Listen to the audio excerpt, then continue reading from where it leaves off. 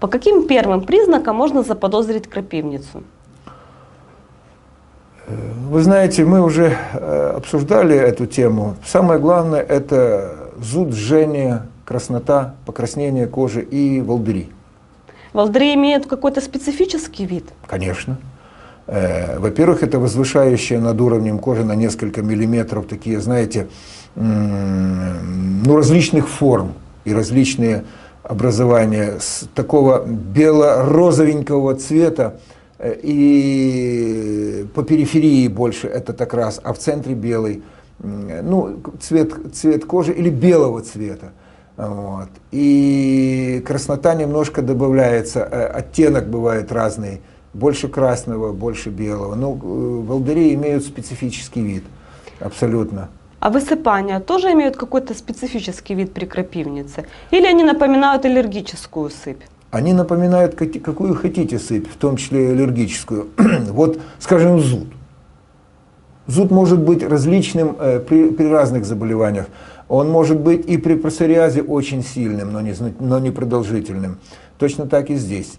То есть она не имеет какой-то определенный характер, только по сыпи нельзя будет поставить диагноз крапивницы. Жжение и крапивоподобное высыпание волдырей – это характерное только для крапивницы. Сыпь вообще обязательно при этом заболевании, либо могут появиться просто очаги гиперемии? Изначально может быть только так. Очаг гиперемии, зуд, жжение. А потом в любом случае может появиться, понимаете, скажем, вирусное заболевание, вот вирус герпеса второго типа или, допустим, опоясывающий лишай, он может появляться точно так же.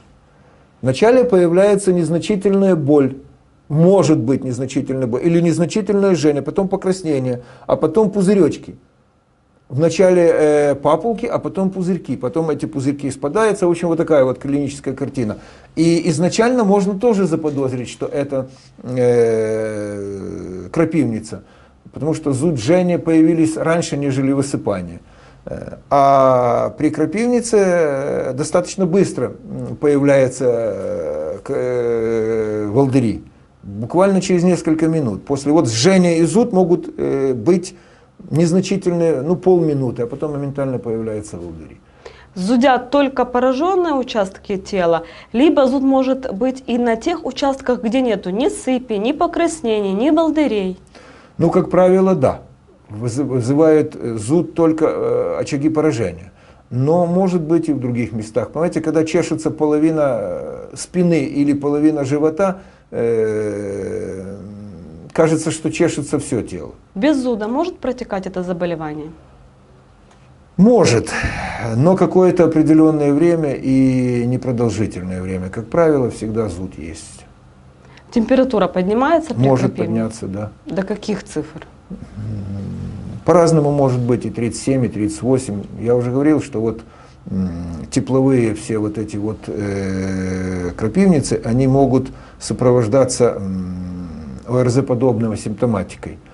И температура до 38-39 подниматься, и высыпания могут быть различные, и озноб, и миалгия, то есть мышечная боль, и артралгия, суставная боль, и насморк, и кашель, а потом вдруг все это исчезает, когда появляется уртикарное высыпание. Кашель какой-то специфический, на что он больше похож? Знаете, больше аллергический такой. Сухой? Да, сухой. С надрывом таким? С надрывом, совершенно верно. Как вообще крапивница сказывается на работе дыхательной системы? Одышка может быть при этом заболевании? Может, если есть отек, появляется отек слизистой. А при каких условиях появляется этот самый отек? Слизистой? Да. Когда есть острый процесс. Если крапивница вызвана проблемами с желудочно-кишечным трактом, диареей, может проявляться это заболевание? Диарея может быть и при любом из заболеваний желудочно-кишечного тракта. Крапивница не усугубляет и не прекращает диарею, или не начинается с появлением крапивницы на фоне нарушений желудочно-кишечного тракта диарея не появляется, если ее не было до этого. Понимаете, диарея может быть только лишь вызвана проблемами желудочно-кишечного тракта, допустим, энтероколитом каким-нибудь, или нарушением деятельности, или нарушением функции поджелудочной железы, печени. Такие, ну, не сколько диареи, сколько несколько кашицеобразный стул может быть. Сколько вообще длится это заболевание в зависимости от формы, степени?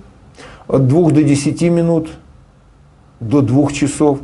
И проходит самостоятельно, может пройти до нескольких суток. А иногда это заболевание, в общем-то, не проходит. Периодически о себе напоминает. Это не значит, что высыпание есть постоянно. Но вот, скажем, ночь прошла спокойно. Утром небольшое количество высыпаний было, в обед небольшое количество, вечером небольшое количество. Опять ночь прошла спокойно, и так может месяцами длиться. Вы понимаете, это вот часто рецидивирующие такие заболевания, которые... Вот этот спокойный период, его же нельзя назвать периодом выздоровления, верно? Это период затишья. Ремиссия такая. Ну да, временная. Скорее, вы знаете, даже не ремиссия, а временное затишье. А потом опять появляется высыпание. Пусть они меньше гораздо по своей, ну скажем, жесткости, вот, но по своим проявлениям клиническим, но они тем не менее есть. От них никуда не деться. Даже если просто зачесалось немножко, больной знает, от чего этот зуд появился. Это проявление крапивницы. И небольшие, даже вот между пальцами могут быть такие незначительные высыпания, и они появляются на несколько минут, но тем не менее есть.